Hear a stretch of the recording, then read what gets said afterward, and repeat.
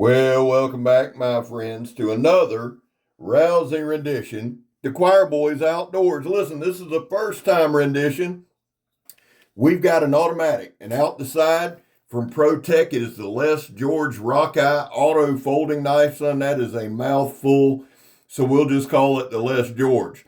That'll make it easy. Now, everybody knows that Les was an EOD guy. I believe he was. And he does some amazing knife designs. I actually have a couple of his designs that I really, really like. This knife was sent to me as a review sample from JR. JR should have his own knife company or knife store. He could easily.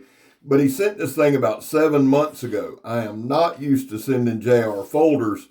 And dude, I am sorry. I put it to the side and honestly just kept forgetting about it. Kept meaning to do it. And then once I pulled it out and got ready, I thought, man, I've never done an automatic knife on the channel. How am I going to do it? And then I thought, well, that's easy, son. We're just going to cut a bunch of shit up. So if you're new here, it's pretty easy. I ramble through most of the video. Watch the knife work. Now, guys, here's the thing. This is a cutting tool, and that's the way we're going to treat it. We're not going to go crazy. We're not going to go ham. We are not going to do destruction tests, okay? Stabbing that tire is about as far as I'm going to take this one, as far as a hard use type thing, and I'll explain that in a minute. This is foam padding that goes under carpet. We don't do carpet, but I use it to ship rails.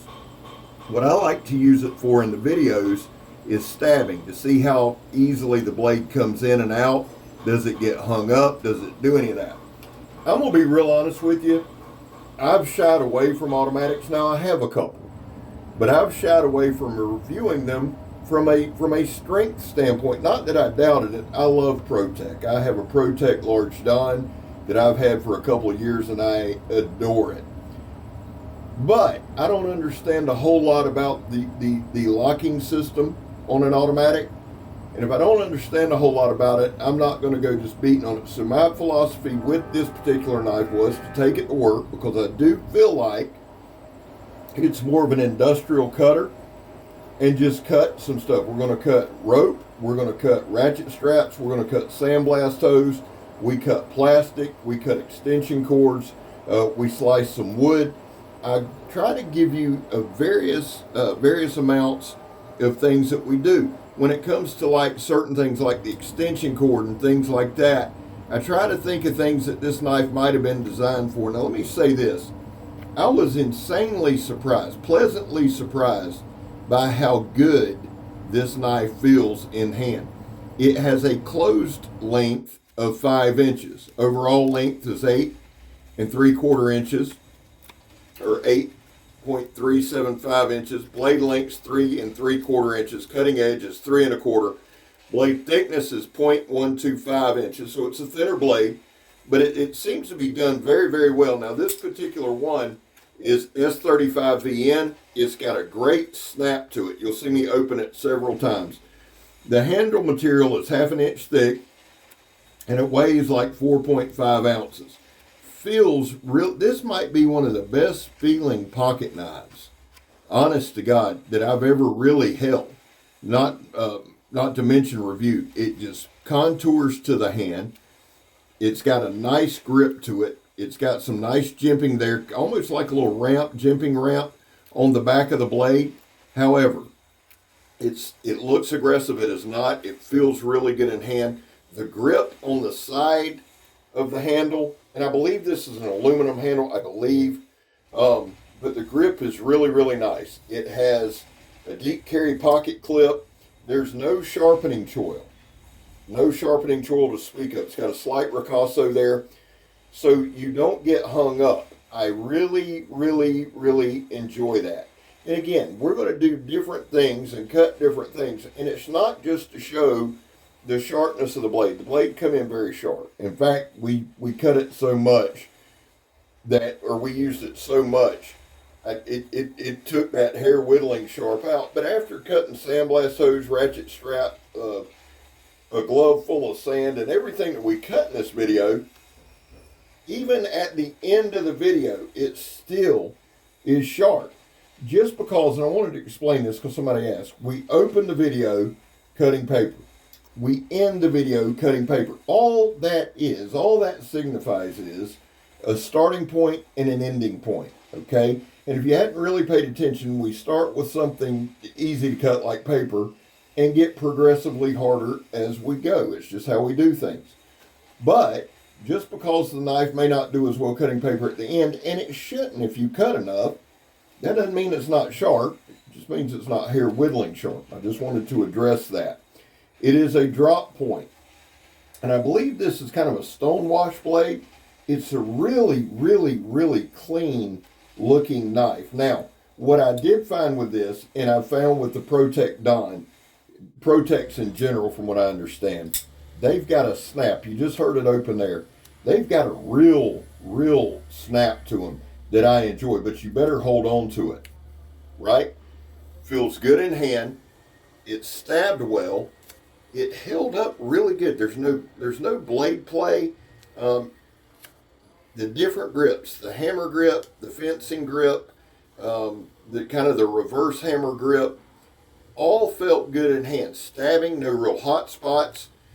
Very light, very discreet carry, but it feels like it's bulletproof. And you say, well, Scab, why don't you do some harder stuff? Well, guys, I don't know how much harder you're going to go than cutting all the materials we cut. And we had a truck pull in today that we had to load up.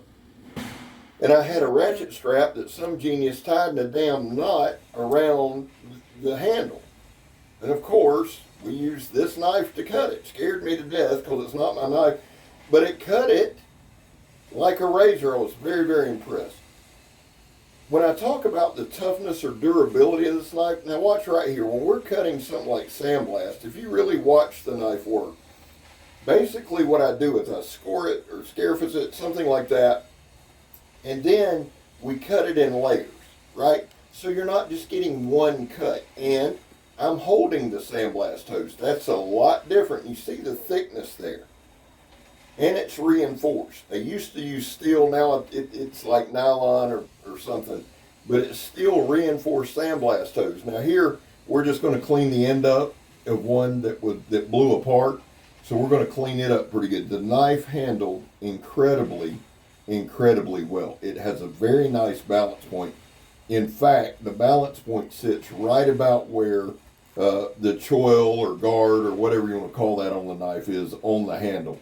Just a really, really good feeling knife. 4.5 ounces, not super heavy. S35VN on this blade, which I like because it's a little easier to sharpen. And here we're just doing some regular work.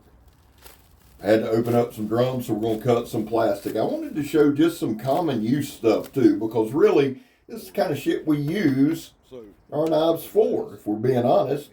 You know, not everybody's trying to crash down a mountain and survive. Sometimes you just got to cut some plastic or open a package or open the mail. And this knife, it does that extremely well as strip wire. Overall, the way I judge a knife is would I carry it? Would I carry this in an EDC situation? Would I carry it in the woods? Would I carry it at work? I'm going to be honest with you. When I started doing the cutting, when I started messing around with it, just from a lack of messing with autos, I would have probably said no.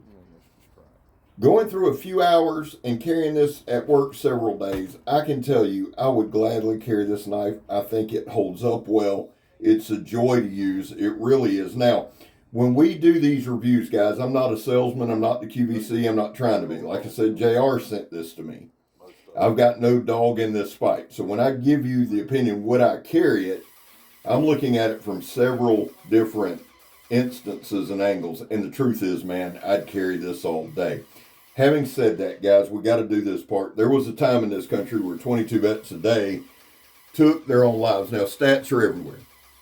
The real number's anywhere from 15 to 29, which is still insanely high. That's why here on this channel we focus on the number 0. Anything over 0 is simply unacceptable. And all that means is, vets, man, we love you. You have a place here. I back to blue. It's just something I do. It's a cause that I have. I do not shove it down your throat. How do you do it, Scabber? Well, I don't break the law anymore. Used to all the time, and every now and then I'll slip up here and there. But for the most part, old Scab's kind of clean. And if I do, I accept responsibility. Finally, if you are an addict, never quit quitting. Guys, if you really think about how much we cut in these 10 or 11 minutes, it still has a good edge on it, just not a paper sharp or a hair popping. Very, very impressed with the Les George Rockeye. I love this thing. Listen, this is important. I'm Scab. You're not. I'm gone, son. Nothing like a little American-made auto. See y'all.